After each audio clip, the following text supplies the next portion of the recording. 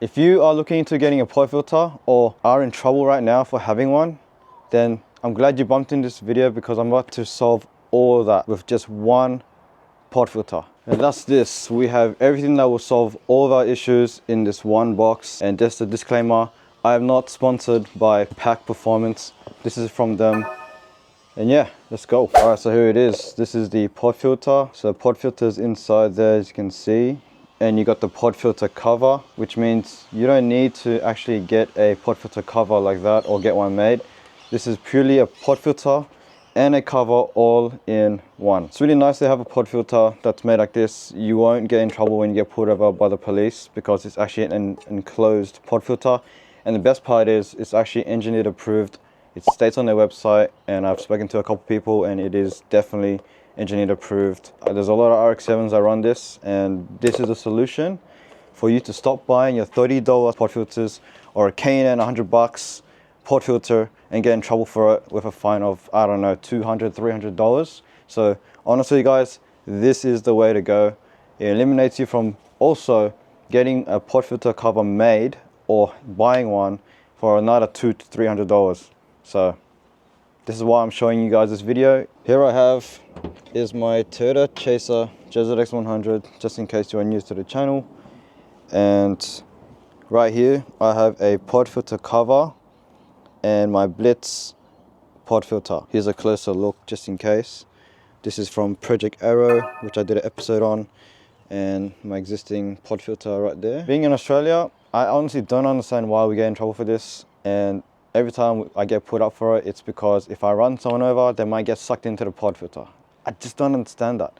But anyway, let's get into the video. It's another video about a pod filter, and it's probably my last video about it, but I hope I'll sort you guys out. Here's a closer look and comparison.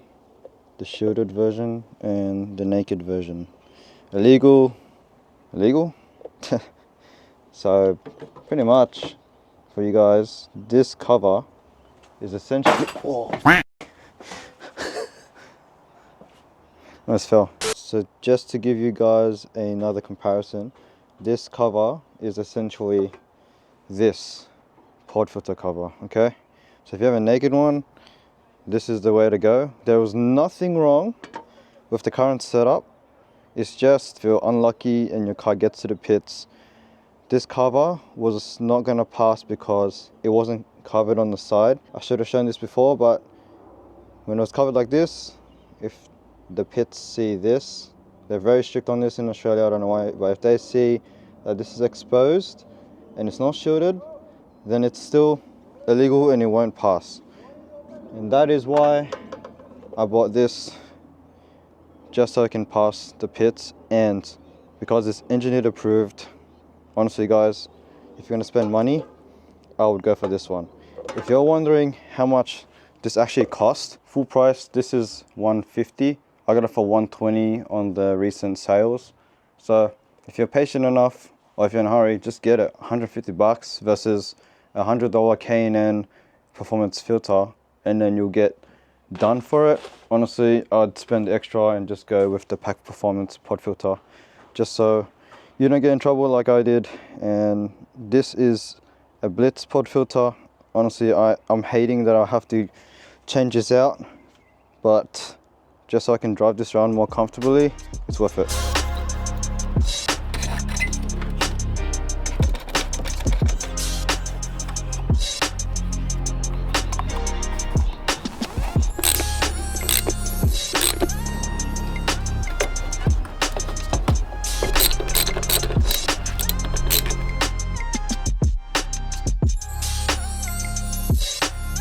Alright, here is the pod filter installed.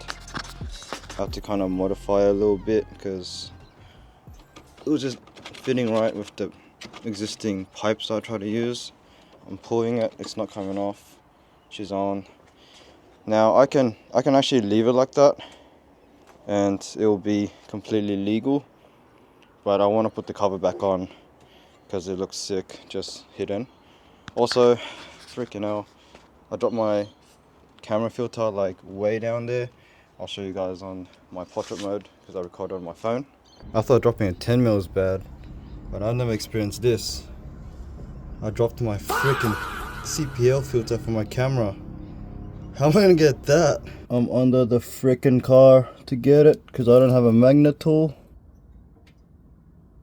Far out, bro. Oh, got it. Alright, gonna do a sound test. Let's see how this sounds.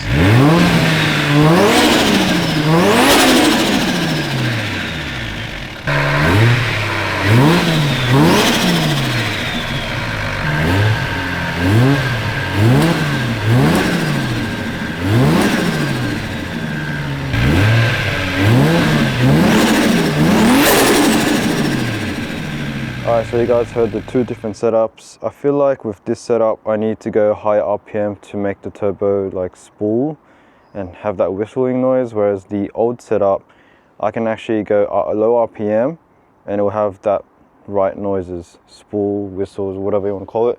But that's because the old setup have this. It has this bell mount. This is what I'm talking about. This has a bigger hole, so the bell mount can just fit like that. Where the Pack Performance one, it was like a smaller entry where it's not for a bell mount setup. There are versions on the website that I just sussed out afterwards, but it's a lot more expensive, around the $400 mark if I wanted the same bell mount setting. But this will do for now, just the cheapest option, and eventually, maybe one day, maybe I am going to reinstall this one because it just sounds so much better with the bell mount intake setup. But yeah, comment down below which setup you guys like better.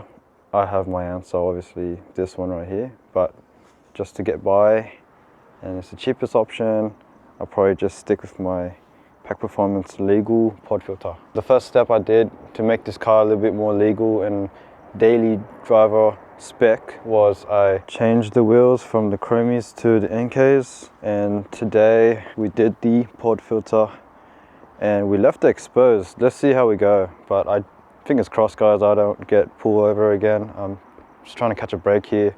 I'm already not driving this car enough just because I'm paranoid, and yeah, just give me a break. Just give me a break, Highway Patrol. Seriously, just give me a break. I'm trying my best here if you are watching this video. This whole video is just about helping you guys out, to give you guys options of pod filters, and you know, that's like our #1 mod if you're a P plater especially and you're watching this video. You know, some kits come with an airbox, that's fine, and if it's enclosed you don't need this. But there's some kits where it does come enclosed and the pod filter's still exposed and they give you that pod filter. Right to jail. This is an option to just replace the pod filter they came with and just get one from Pack Performance, or avoid all that and just get a Pack Performance pod filter for your car.